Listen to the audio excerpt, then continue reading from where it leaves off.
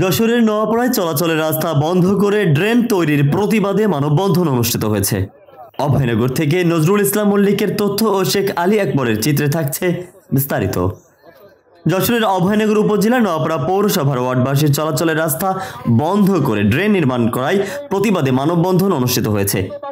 আজ সকাল 11টায় যশোর খুলনা মহাসড়কের তালতলায় নোয়াপাড়া পৌরসভার 7 নং ওয়ার্ডবাসীর আয়োজনে সুপ্রিম কোর্টের আইনজীবী শাকিল আহমেদ রিপনের নেতৃত্বে প্রায় 5 শতাধিক নারী পুরুষ ঘণ্টাব্যাপী এই মানববন্ধনে অংশ নেন। আপনারা দেখেছেন বিগত ফ্যাসিস্ট সরকারের আমলে অপরিকল্পিতভাবে অসৎ উদ্দেশ্যে সরকারি রেকর্ডে 30 ফুট রাস্তার মাঝখান দিয়ে 10 ফুট ড্রেন নির্মাণ করা হয়েছে এবং ওই ড্রেনের উপরে কোনো ঢাকনার ব্যবস্থা করা হয় নাই।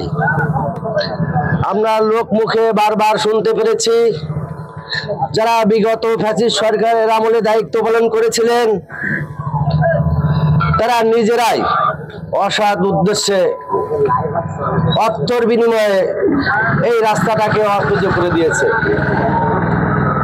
এতে সরকারের যে রাস্তাটা এটা একটা শ্মশানের রাস্তা নামে পরিচিত। আমাদের সামনে যে নদী, এখানে একটা শ্মশান ছিল। আমাদের কয়েকটা গ্রামের যারা মারা যেত তাদের মৃতদেহ এই শ্মশানে শেষকৃত্য করার জন্য এই রাস্তা দিয়ে আনতো। তো আমরা আগেও বারবার মানববন্ধন করেছি, প্রতিবাদ করেছি, বিক্ষোভ করেছি। নোয়াপাড়া পৌরসভা আমাদেরকে বলছে যে এই যে বাজেট, এই বাজেটেই তারা রাস্তাটা সমাধান করে দেবে। যদি সমাধান না করে দেয় তাহলে আমরা এলাকাবাসীকে নিয়ে এই রাজপথ রেলপথ বন্ধ করে দিয়ে যতক্ষণ পর্যন্ত আমাদের রাস্তা না হবে ততক্ষণ পর্যন্ত আমরা আমাদের আন্দোলন চালিয়ে যাব। এই রাস্তাটা দীর্ঘদিন চলাচলের রাস্তা ছিল, কিন্তু এই রাস্তাটা বিগত স্বৈরাচারী সরকার এই রাস্তাটা এমন ভাবে করেছে যে দুই ধারের কোনো লোক চলাচল করতে পারে না। আর দ্বিতীয় রাস্তার পরে চলাচল করতে গেলে মানলা আছে, ওর ভিতর ছোট ছোট বাচ্চা কাচ্চা পড়ে যায়। অনেক সময় বাচ্চাকে বাঁচানোর খুবই কষ্ট হয়ে যায়, খুব কষ্টে চলাচল করে।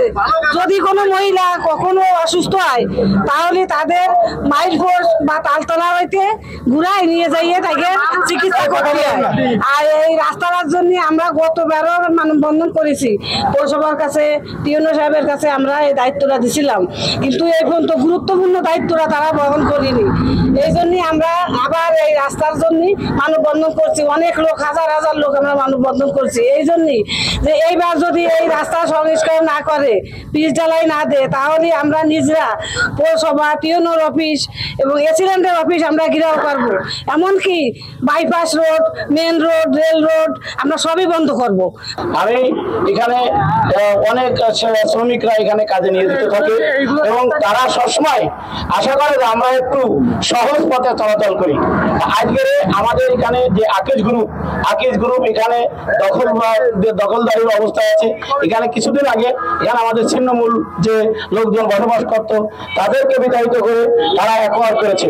এখানে জনগণের যে রাস্তা, এই রাস্তা জনগণের দাবি, এই রাস্তা জনগণ চলাচল করবে, আমার শ্রমিক ভাইয়েরা চলাচল করবে। এটা আমার এই নোয়াপাড়া পৌর কর্তৃপক্ষের নিকট আমার জোর দাবি। আপনি নোয়াপাড়া পৌরসভার ভিতরে যেহেতু এটা, এবং আগের সাবেক মেয়র উনি তো স্বৈরাচার হাসিনার আমাদের অবৈধ মেয়র ছিলেন, এই জন্য অবৈধভাবে এই কাজটি করে গেছেন। এখন বাংলাদেশের একটি অন্তর্বর্তীকালীন সরকার অবস্থান করছেন। আমি মহোদয় এবং প্রশাসককে, পৌর কর্তৃপক্ষকে বলবো এটা অতি দ্রুততম সময়ে এটা মানুষ চলাচলের যে ব্যবস্থা, এই ব্যবস্থা আপনারা করবেন। তা না হলে আমি বাংলাদেশ জাতীয়তাবাদী শ্রমিক দলের সকল শ্রমিক ভাইদের নিয়ে, রাজনৈতিক শক্তি নিয়ে আমি এলাকার সকল জনগণের পাশে থাকবো, তাকে এটি আসল সমস্যা সমাধান করবো ইনশাআল্লাহ।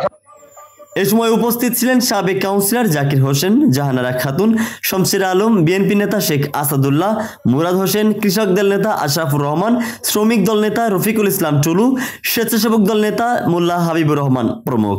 অবিলম্বে ড্রেন বন্ধ করে চলাচলের রাস্তা নির্মাণ না করলে পৌরসভার ঘেরাও সহ রেলপথ, রাজপথ অবরোধ করার ঘোষণা দেওয়া হয়।